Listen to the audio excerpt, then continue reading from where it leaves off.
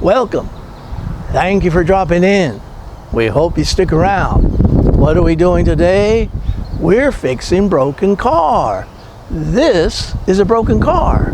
What's it doing wrong? Well, it won't start. The engine cranks, but will not run. Vroom. I'm not too bashful. Another way, engine cranks but will not start. Either way, this can be a common problem, and let's see if we can figure out what's wrong with it. This is what it does. I turn the key, the starter works, but the engine won't run. Listen. Try it again. Engine cranks but will not run. This is a broken car. Now we only need 3 things to make an engine run. One of the things we need is called spark. Spark is a nickname for secondary ignition voltage. That means the high voltage to the spark plugs. That's one of the ingredients to make the engine run. The second ingredient we need is a correct air-fuel mixture. Now we never have lack of air. The air is always there, but we can have lack of fuel. In this case, that is my main suspect because I have information about this vehicle.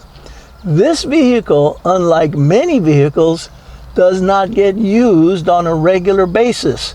It may sit without running, starting for weeks or a month at a time. That's not good for the fuel pump.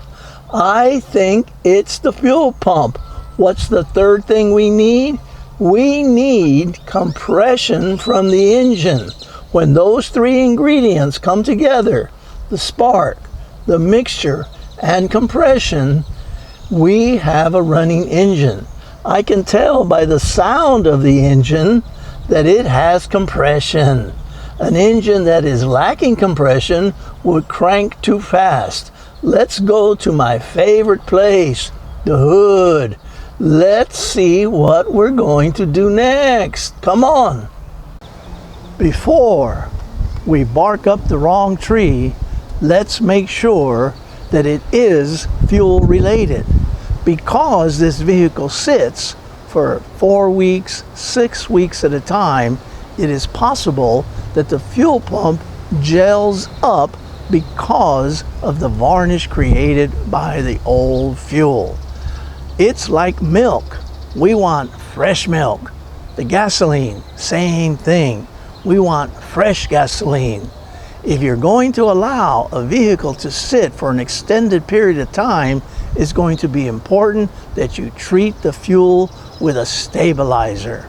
Here's what we're going to do. Check it out. I've loosened the air box and I'm going to move it out of the way. I've got the induction hose exposed and I've got my can of starting fluid ready. What I'm going to do is ask for my assistant to get ready to crank the engine over. A minute ago, the engine would not run. It cranks but will not run. With the induction hose open, I'm going to give it a shot and then I'm going to ask my partner to crank it over. Okay, buddy, crank it over.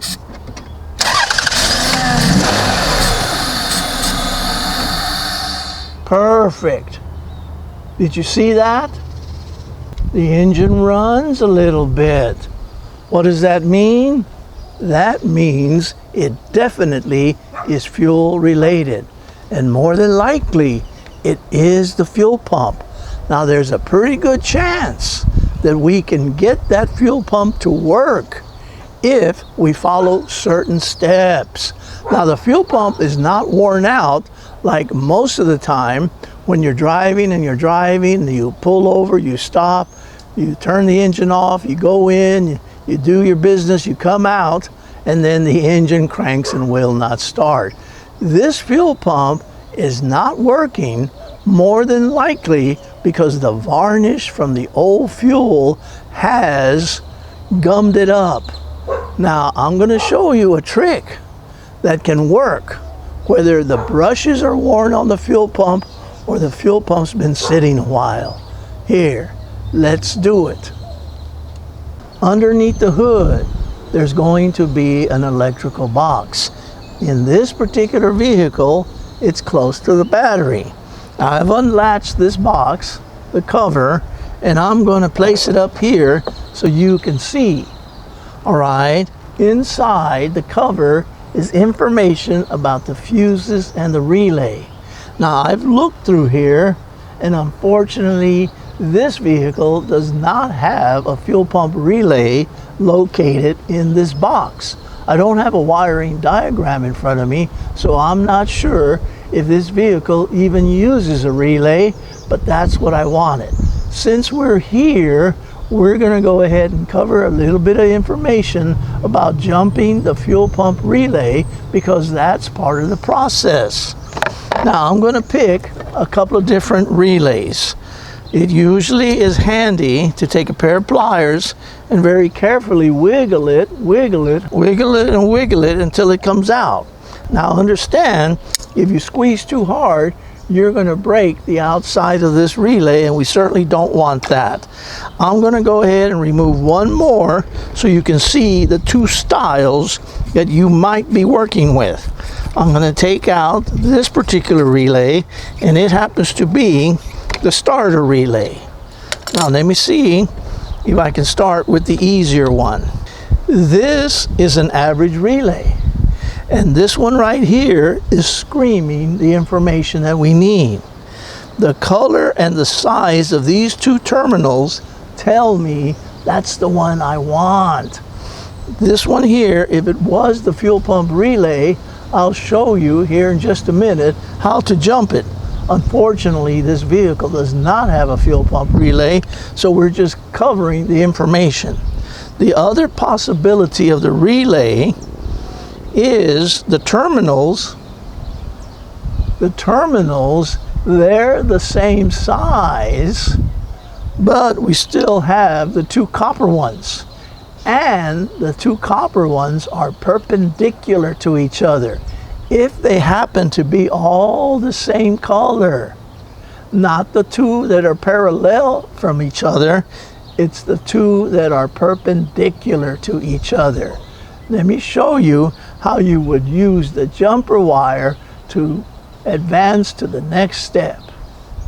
This is an example how you would jump the fuel pump relay. Using the information that you've got from the relay itself, you would use a simple jumper wire.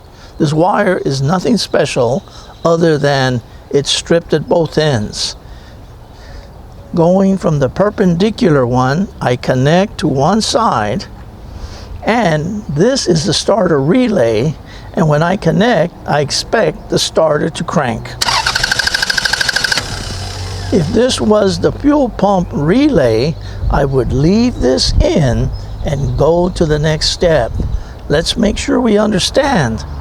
If it is this style, you use the color and size of the terminals to tell you the two that you're going to jump. With the fuel pump jumped, I'm going to take a hammer and I'm going to hit the fuel tank a special way. That's called styling. One more time. What does that do? Well, that helps to make the fuel pump get unstuck. In the case of the worn brushes, that helps to make the contact. Now, it's very, very important that you do two things at the same time. You have to jump the relay and hit it at the same time. Okay, folks, let's cross our fingers and see if we had any luck. Come on, engine. Yes! The engine runs. Half of the time, that little trick will work. Now, I showed you how to jump the relay, But I didn't show you on this vehicle because it doesn't have a fuel pump relay. You have to do it a little bit different. The way you can do it, and you can do this all the time, but it takes two people. One person to crank the engine over and one person to be hitting the fuel tank while it's being cranked. Thank you for the view, folks. If you like this video, please give us a thumbs up. If you learned something, put it in the comments. We look forward to the comments. And the most important thing, if you had a little fun learning, well, I met my goal. Please, if you haven't subscribed yet, please do so. All of those things are important to us and we appreciate it very much. Thank you, and keep coming back.